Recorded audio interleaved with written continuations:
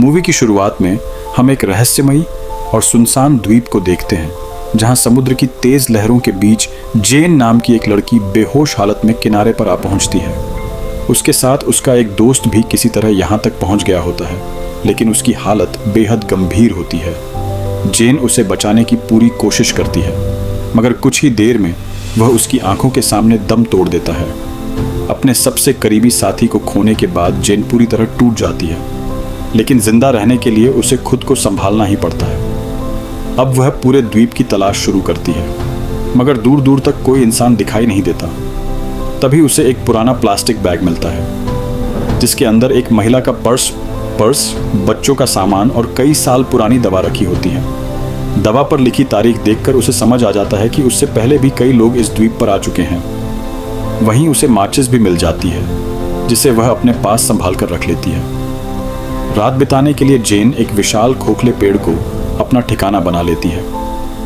अगली सुबह समुद्र किनारे उसे ढेर सारी मछलियां और आधा खाया हुआ एक छोटा शार्क दिखाई देता है। यह देखकर उसके मन में पहला सवाल उठता है कि आखिर ऐसा कौन सा जीव है जो इतना खतरनाक शिकार कर सकता है।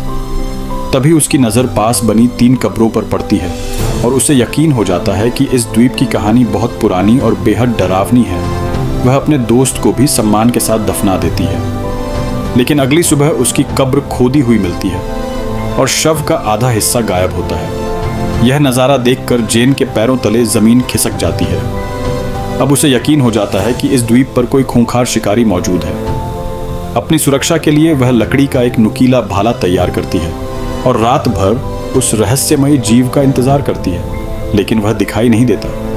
अगले दिन समुद्र में उसे एक सूटकेस तैरता हुआ मिलता है। उसके अंदर कपड़े, जूते और कुछ पुरानी तस्वीरें होती हैं। तस्वीरों से पता चलता है कि कभी एक खुशहाल परिवार भी इस द्वीप पर आया था, लेकिन उनका क्या हुआ, इसका कोई जवाब नहीं मिलता। वैसे अगर आप जेन की जगह इस सुनसान द्वीप पर अकेले फंस जाते तो सबसे पहले क्या करते? अपनी राय कमेंट में ज़रूर बताइए। कुछ देर बाद आसमान में एक हवाई जहाज दिखाई देता है। जेन तुरंत मदद मांगने के लिए फ्लेयर गन चला देती है, लेकिन जहाज बहुत दूर निकल चुका होता है। फ्लेयर की लाल रोशनी जब नीचे गिरती है तभी उसे अंधेरे में 2 चमकती आंखें दिखाई देती हैं। जेन तुरंत भागकर छिप जाती है। कुछ ही पलों बाद वही रहस्यमयी जीव वहां पहुंच जाता है और उसकी तलाश करने लगता है। जेन पूरी रात सांस रोके चुपचाप छिपी रहती है और किसी तरह अपनी जान बचा लेती है। सुबह वह तस्वीरों को फिर से ध्यान से देखती है और उनमें भी वही चमकती आंखें नजर आती हैं। अब उसे समझ आ जाता है कि शायद इसी जीव ने उस पूरे परिवार का अंत किया था। द्वीप से भागने के लिए जेन लाइफ जैकेट और सूटकेस के सहारे समुद्र में निकलने की कोशिश करती है, लेकिन तेज लहरें उसकी सारी मेहनत बेकार कर देती हैं और उसे वापस लौटना पड़ता है। रात को वह फिर उसी खोखले पेड़ के अंदर छिप जाती है। इस बार वह खतरनाक जीव उसकी मौजूदगी महसूस कर लेता है और पूरे पेड़ को तोड़ने की कोशिश करता है। काफ़ी देर तक हमला करने के बाद वह चला जाता है, लेकिन पेड़ बुरी तरह टूट चुका होता है। जेन समझ जाती है कि अब यह जगह ज़्यादा सुरक्षित नहीं है। फिर उसके दिमाग में एक नई योजना आती है। वह कुछ मछलियाँ पकड़कर पेड़ पर टांग देती है ताकि वह जीव उन्हें खाकर चला जाए। अगली सुबह उसकी योजना सफल हो जाती है। इसके बाद समुद्र किनारे उसे एक पुरानी सड़ी हुई लाश मिलती है। वह उसे भी पेड़ पर लटका देती है ताकि अगली रात वही जीव उसका शिकार कर ले और उसे छोड़ दे। धीरे धीरे जेन को समझ आने लगता है कि यह सिर्फ जिंदा रहने की नहीं, बल्कि हर रात मौत को धोखा देने की लड़ाई है। अब वह जमीन में गड्ढा खोदकर उसके अंदर छिपती है। रात होते ही पहली बार वह उस डरावने जीव को साफ देखती है। उसका विशाल शरीर, डरावनी शक्ल और इंसानों को चीर देने वाली ताकत देखकर जेन के होश उड़ जाते हैं। वह लाश को बेरहमी से खाने लगता है, जबकि जेन कुछ ही कदम दूर सांस रोककर छिपी रहती है। अगर अभी तक कहानी आपको रोमांचक लग रही है तो कमेंट में ज़रूर बताइए कि इस मूवी का सबसे डरावना पल आपको कौन सा लगा। अब जेन पेड़ के ऊपर रस्सियों से एक झूला बनाकर रहने लगती है, लेकिन अगली रात वह जीव फिर वहां पहुंच जाता है। इस बार वह पूरे पेड़ को इतनी ताकत से हिलाता है कि झूला टूट जाता है और जेन नीचे गिर पड़ती है। अपनी जान बचाने के लिए वह पूरी ताकत से भागती है, मगर जीव उससे भी ज्यादा तेज निकलता है। आखिरकार जेन अपने भाले से उसके पेट पर जोरदार वार कर देती है। घायल होने के बावजूद वह जीव उसे उठाकर समुद्र में फेंक देता है।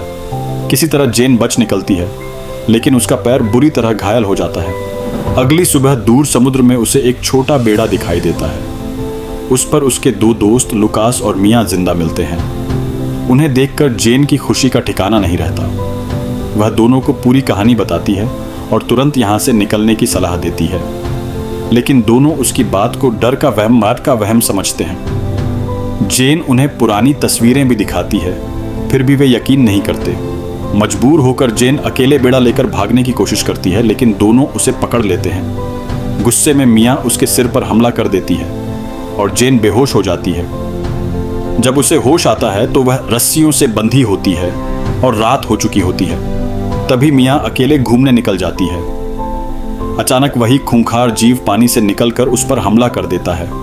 उसकी दर्दनाक चीख सुनकर लुकास दौड़ता है, लेकिन उसकी आंखों के सामने ही वह जीव मिया को घसीट कर ले जाता है और मार डालता है। अब लुकास को एहसास होता है कि जेन शुरू से सच कह रही थी।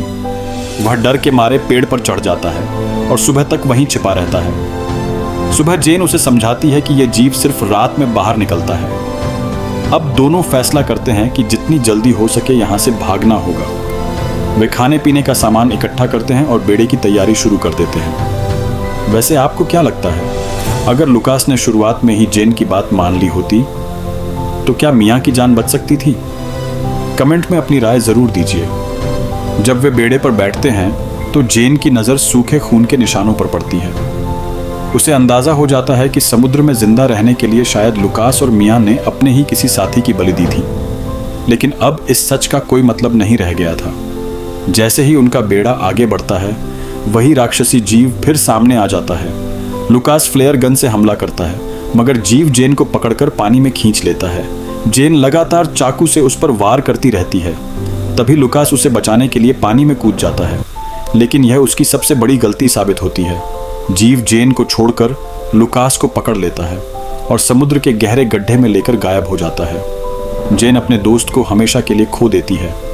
अब उसके पास खोने के लिए कुछ भी नहीं बचा होता। वह फैसला करती है कि अब भागना नहीं, बल्कि उस राक्षस का अंत करना है। वह पूरे द्वीप से मजबूत लकड़ियां इकट्ठी करके नुकीले हथियार बनाती है। पुराने कंकालों की हड्डियों से और भी तेज भाले तैयार करती है। फिर सूखी झाड़ियों और लकड़ियों का एक बड़ा जाल बिछाकर उसे आग के घेरे में बदलने की योजना बनाती है। रात होते ही वह जीव हमेशा की तरह शिकार की तलाश में आता है और सीधे उसी जाल में फंस जाता है। जेन तुरंत आग लगा देती है। कुछ ही पलों में चारों तरफ आग फैल जाती है और राक्षस आग के घेरे में कैद हो जाता है। जेन बिना डरे एक के बाद एक हमला करती रहती है। कई वारों के बाद भी वह जीव हार नहीं मानता और जेन पर पलटवार करता है। दोनों के बीच जबरदस्त संघर्ष होता है। आखिरकार सही मौका मिलते ही जेन पूरी ताकत से उसके गले पर अंतिम वार करती है। कुछ ही सेकंड में वह खूंखार जीव हमेशा के लिए खत्म हो जाता है, लेकिन तब तक आग पूरे द्वीप में फैल चुकी होती है। जेन जानबूझकर ऐसा करती है ताकि धुएं और लपटों को देखकर कोई जहाज या विमान यहाँ पहुंच सके। कई दिनों तक मौत से लड़ने के बाद आखिरकार उसकी सबसे बड़ी लड़ाई खत्म हो जाती है और उसके बचने की उम्मीद फिर से जिंदा हो जाती है।